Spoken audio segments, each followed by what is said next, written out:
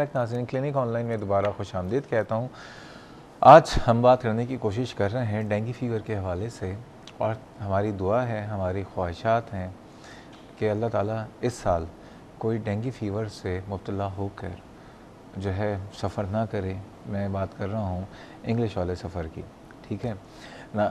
हमारे साथ मौजूद हैं प्रोफेसर डॉक्टर रफ़ीक खानानी साहब। डॉक्टर साहब, ये बताइए कि ब्रेक पे जाने से पहले हमने बात की थी डेंगू फीवर की डायग्नोसिस, उसके इलाज की, उसकी कॉम्प्लिकेशंस और उससे बचाव के लिए। लेकिन जो हमारे यहाँ हमारा जो हेल्थ केयर स्ट्रक्चर है, अगर आप उसको देखें तो जितने इस मुल्क में डॉक्टर्स हैं उससे कहीं ज़्यादा जाली डॉक्टर्स हैं। बिल्कुल, क्वैक्स हैं, जिसको हम क्वैक्स कहते हैं जी। और हमारे यहाँ जो तरीक़ा इलाज है, एक आम आदमी को ये पता ही नहीं होता। मैं जिसके पास जा रहा हूँ मसीहा समझ के, तो वो वहाँ पे दर हकीकत उसके मसले को तो हल नहीं करता, अलबत्ता 10 और नए मसाइल दे देता है। हमारे यहाँ जो है स्टीरॉइड्स का इस्तेमाल, गलत दवाइयों का इस्तेमाल, ठीक है, ज़बरदस्ती के जो टीके हैं उसका इस्तेमाल बहुत ज़्यादा है। ये ना सिर्फ डेंगू फीवर या किसी और बीमारी की कॉम्प्लिकेशन में ये जो कोएक्स हैं या गलत मेडिकल प्रैक्टिस है, मैं जनरल प्रैक्टिशनर्स की भी उन जनरल प्रैक्टिशनर्स की बात करूंगा जो मेल प्रैक्टिस कर रहे हैं, इसका कितना रोल है कॉम्प्लिकेशंस को या इस बीमारी को एक तरह से सही तरीके से ट्रीट ना करने की? मेरा ख्याल है कि नॉट ओनली डेंगू बल्कि जितनी भी बीमारियां हैं और हमारे जितने भी सेहत के मसाइल हैं उसको ख़राब करने में क्वेकरी का बहुत ही इम्पोर्टेंट, बहुत बड़ा रोल है। और अगर 70 से 80% बीमारियां जो है ना वो कम हो जाएं अगर हम सिर्फ मेल प्रैक्टिस ऑफ डॉक्टर्स और क्वेकरी को पूरी तरह से ख़त्म कर दें। और उसको ख़त्म करने का तरीका एक ही है, कोई उसमें दो राय नहीं है कि हुकूमत को हेल्थ केयर प्रोफेशन को रेगुलेट पूरी तरह से करना होगा कि जो है वो डॉक्टर्स जो हैं रजिस्टर्ड डॉक्टर्स ही सिर्फ प्रैक्टिस कर सकें, या जो भी दूसरे क्वालिफाइड प्रोफेशंस के ज़रिए आ रहे हैं, ऑल्टरनेटिव मेडिसिन के भी क्वालिफाइड लोग हैं, लेकिन वो प्रॉपरली रजिस्टर्ड हों। दूसरा ये कि वो जो अद्वियात लिखें वो प्रेस्क्रिप्शन के ऊपर ही इश्यू हो मेडिकल स्टोर से। उससे ये है कि अगर कोई डॉक्टर भी गलत प्रैक्टिस कर रहा है ना तो वो फ़ौरन पता चल जाता है कि मेडिकल स्टोर से स्टीरॉइड्स या एंटीबायोटिक्स का अननेसेसरी इस्तेमाल जहाँ शुरू होता है तो वहाँ जो है वो गवर्नमेंट को इस बात का पता चल सकता है। पाकिस्तान मेडिकल डेंटल काउंसिल उसको कंट्रोल कर सकती है। दूसरा ये होता है कि जब मेडिकल प्रैक्टिशनर्स का लाइसेंस रिन्यू होता है 5 साल के बाद, 4 साल के बाद, तो उनको कंटिन्यूइंग मेडिकल एजुकेशन के सर्टेन आवर्स करने होते हैं ताकि वो अपनी नॉलेज को अपग्रेड करें। इसलिए कि नई नई अद्वियात आती हैं, नए नए तरीक़ा इलाज आते हैं, तशख़ीस के तरीके आते हैं, वो अपने आप को अपडेट करके रखें। तो हमारे यहाँ अनफॉर्चुनेटली इस किस्म का कोई सिस्टम नहीं है।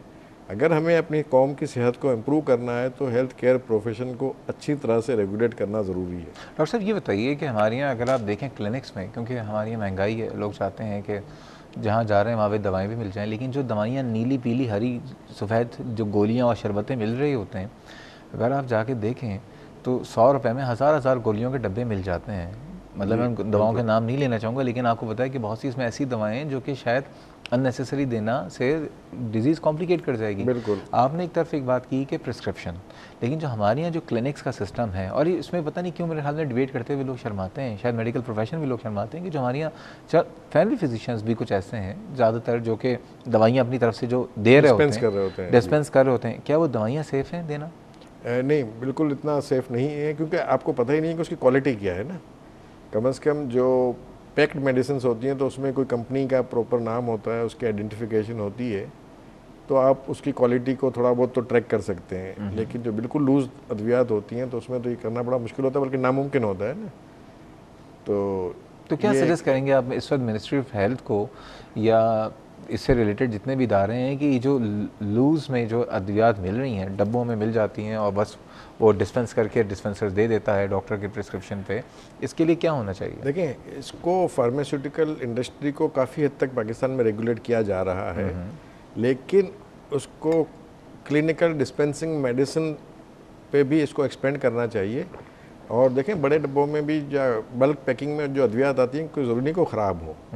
मेन चीज़ ये है कि आपको ख़राबी को अच्छाई से दूर करना है, तो गवर्नमेंट चाहे तो उसकी, चूँकि ज़्यादातर अद्वियात या तो छोटे मोटी जगहों पर बनती हैं या मार्केट में सेल होने के लिए तो आती है ना, अगर गवर्नमेंट वहाँ पर कंट्रोल करे, ठीक है, तो वो उसको कंट्रोल किया जा सकता है और क्वालिटी उसकी इंश्योर की जा सकती है। डॉक्टर साहब, बहुत बहुत शुक्रिया, आज आप इस प्रोग्राम में दोबारा मौजूद थे और अब आप उम्रे पे भी जा रहे हैं, तो बस ये कि आपसे दरख्वास्त करेंगे कि अपना ख्याल भी रखिएगा और हमें हमारे पाकिस्तान को, हमारे शहरियों को, हमारे पाकिस्तानियों को, सबको अपनी दुआ में याद रखिएगा। बहुत शुक्रिया आपके प्रोग्राम में आने का। नाज़रीन, ये था हमारा आज का प्रोग्राम।